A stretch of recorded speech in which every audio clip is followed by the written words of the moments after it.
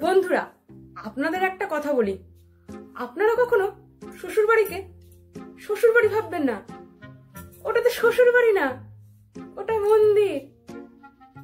আর শ্বশুরবাড়ির লোকজনগুলো হলো ভগবান, যারা কোনোদিনও কোনো ভুল করতেই পারে না, যারা কোনোদিনও কোনো মিথ্যা কথা বলতেই পারে না, যাদের মনে কোনো হিংসা নেই, ক্ষোভ নেই, লোভ নেই, দয়া মায়ায় একেবারে ভর্তি।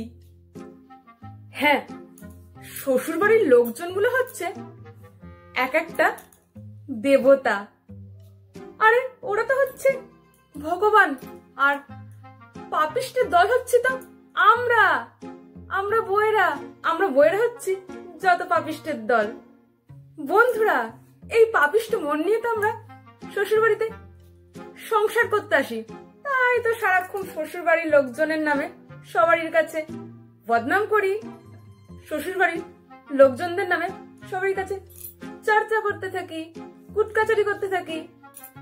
বন্ধুরা, আর এই পাপিষ্ট মন নিয়ে আমরা সারাক্ষণ চিন্তা করতে থাকি যে কিভাবে এই সুন্দর সংসারটাকে ভেঙে দেওয়া যায়, এতদিনের এই গুছানো সংসারটাকে কিভাবে আগুন লাগিয়ে দিতে পারি, কি করলে এই সংসারের ক্ষতি হবে।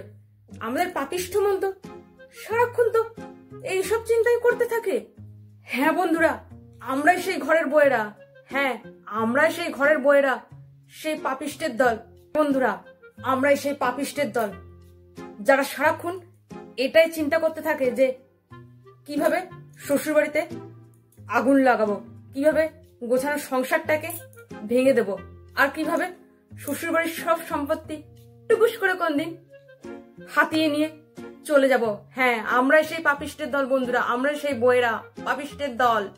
হ্যাঁ বন্ধুরা, আমরাই সেই পাপিষ্ঠ নারী, যারা শ্বশুরবাড়ির মতো ভগবান মানুষের কোনো কথা মেনে চলি না, সব সময় ঝগড়া করি। আমরাই সেই পাপিষ্ঠ নারী, সব সময় তাদের বিপরীতে গিয়ে কাজ করি। আর বন্ধুরা, আজ থেকে আপনারা কেউ শ্বশুরবাড়িকে শ্বশুরবাড়ি বলে ভাববেন না, ওটা হচ্ছে একটা মন্দির।